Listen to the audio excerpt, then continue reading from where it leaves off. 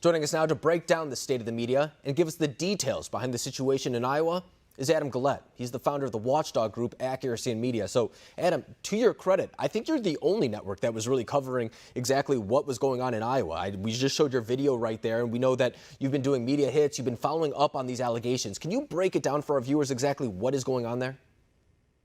I appreciate you covering that. Now, in a world where the media is focused on clickbait headlines and, preaching to the choir, speaking to their echo chamber, they're not doing the real job that they should be doing in terms of investigative journalism, not only in voter fraud, but in, as you said, major FEC violations. So Accuracy in Media, we sent one of our investigative journalists to Iowa to investigate Teresa Greenfield and the Iowa Senate race. While there, we found out that Greenfield and congressional candidate Rita Hart had been massively violating FEC rules, it seemed. In the case of Rita Hart, the Iowa Democratic Party had exceeded the amount of in-kind contributions that they're allowed to give her campaign threefold. 3 times over the limit. It's something punishable by 5 years in jail. Serious allegations, serious violations. The only way they can get around that limit is if they use in-kind volunteer labor. But as we saw in the video, they're not actually using volunteers. They're just pretending to volunteer, and they're using machines to do the work. These people want to make laws, but as we see on video, they're perfectly comfortable breaking them.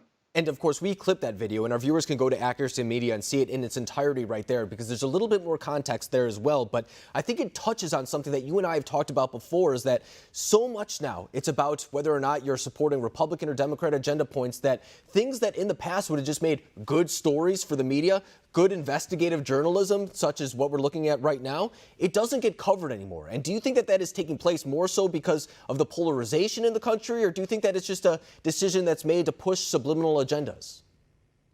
Well, I'll tell you what, it's a fragmented media landscape, and they're all fighting for smaller slivers of an increasingly small pie. And with that in mind, it's much easier to write salacious, fictitious clickbait headlines than it is for the New York Times to actually send somebody on the ground, do the expensive work required for investigative journalism, particularly when they know that their audience doesn't want to read that story anyway. Much simpler just to make up another allegation against Trump and run a funny headline with it.